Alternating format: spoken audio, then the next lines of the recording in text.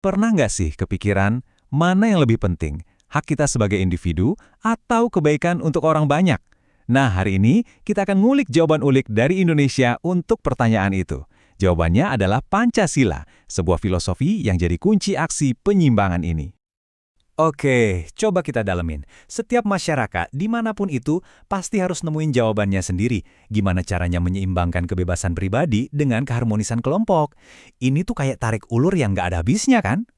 Dan ya, Indonesia punya jawabannya sendiri yang tertanam kuat di dasar negaranya. Jawaban itu adalah Pancasila. Biar kita benar-benar paham, kita harus samain persepsi dulu soal dua kata kunci yang jadi pilar filosofi ini, hak dan kewajiban. Gini deh, di satu sisi kita punya hak, ini soal apa yang boleh kita lakuin atau kita dapetin. Terus di sisi lain ada kewajiban, nah ini kebalikannya, sesuatu yang harus kita laksanakan. Keduanya ini kayak dua sisi koin yang sama, nggak bisa dipisahin. Coba bayangin selembar kain tenun yang indah dan kuat. Nah, dalam Pancasila, hak dan kewajiban itu ibarat benang-benangnya yang saling menjalin. Mereka nggak bisa dipisahin. Justru karena menyatu, mereka membentuk struktur masyarakat yang kokoh. Dan ini bukan cuma omongan loh, konsep ini bahkan diperkuat dalam hukum Indonesia lewat Hak Asasi Manusia, atau HAM. Ini penting banget, karena HAM menegaskan kalau hak-hak kita itu bukan pemberian dari negara, tapi anugerah dari Tuhan yang melekat sejak kita lahir. Jadi, tugas negara adalah melindungi hak itu. Oke, sekarang kita masuk ke intinya. Kita bakal kupas tuntas 5 prinsip dasar yang jadi fondasi dari Pancasila. Kalau kita lihat lambang negara kita, Garuda Pancasila, ia megang sebuah perisai kan? Nah, di perisai itulah jantung dari semua ini. Setiap simbol di dalamnya adalah perwujudan dari kelima sila yang akan kita bahas, yang jadi landasan negara Indonesia. Dan jangan kira Pancasila ini cuma teori yang ngawang-ngawang ya. Justru sekarang kita akan lihat gimana kelima prinsip ini jadi nyata, diterjemahkan jadi hak dan kewajiban buat kita semua dalam kehidupan sehari-hari. Kita mulai dari sila pertama, ketuhanan yang Maha Esa. Prinsip ini adalah fondasi spiritualitas dan kebebasan beragama di Indonesia.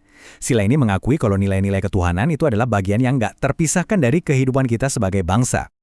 Jadi, poin krusialnya adalah sila pertama ini ngasih kita hak buat bebas memeluk agama dan beribadah sesuai keyakinan. Tapi, hak ini datang sepaket dengan kewajiban yang sama pentingnya, yaitu untuk menghormati kepercayaan orang lain dan membina kerjasama antar umat beragama. Keseimbangan.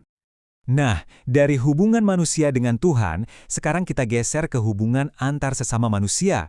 Sila kedua, kemanusiaan yang adil dan beradab. Ini semua tentang mengangkat martabat dan kesetaraan setiap individu.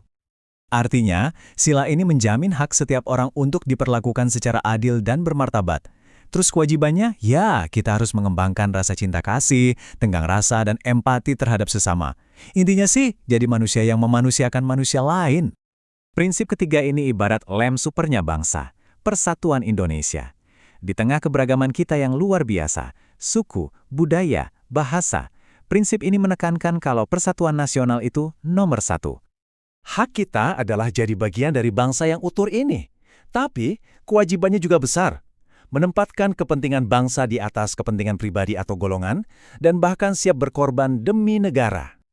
Nah, sila keempat ini, nih yang bikin demokrasi di Indonesia itu unik. Ini bukan sekedar soal siapa yang suaranya paling banyak, tapi tentang mencapai kesepakatan lewat diskusi yang bijaksana. Setiap warga negara punya hak yang sama di pemerintahan dan bebas buat ngasih pendapat. Kewajibannya berpartisipasi dalam diskusi dengan niat baik dan yang paling penting menghormati serta melaksanakan keputusan yang sudah disepakati bersama. Proses diskusi ini dikenal sebagai musyawarah, di mana tujuannya adalah mencapai mufakat atau konsensus. Inilah jantung dari demokrasi ala Pancasila. Dan akhirnya sila kelima, yang bisa dibilang jadi tujuan akhir dari semua prinsip lainnya, keadilan sosial bagi seluruh rakyat Indonesia. Tujuannya adalah menciptakan masyarakat yang adil dan makmur, di mana kesempatan itu bisa diakses secara merata oleh semua orang. Jadi, setelah kita lihat kelima sila tadi, gambaran besarnya mulai kelihatan kan? Pancasila itu pada dasarnya adalah cetak biru untuk menciptakan harmoni sosial. Kutipan ini ngerangkum semuanya dengan pas. Pancasila itu bukan cuma slogan, tapi fondasi operasional yang jadi dasar bagi semua hukum dan tata kelola di Indonesia. Jadi, apa intisari dari semua ini? Coba ingat ini, Pancasila itu tentang keseimbangan. Hak itu nggak pernah bisa dilepaskan dari kewajiban, dan keharmonisan bersama itu sama berharganya dengan kebebasan individu. Pada dasarnya, kelima sila ini adalah sebuah panduan hidup yang utuh. Sebagai penutup, saya mau ninggalin Anda dengan satu pertanyaan untuk direnungkan. Nggak peduli Anda dari mana, coba pikirkan, bagaimana masyarakat Anda sendiri melakukan tarian yang rumit antara hak-hak individu dan kesejahteraan bersama. Terima kasih sudah menyimak.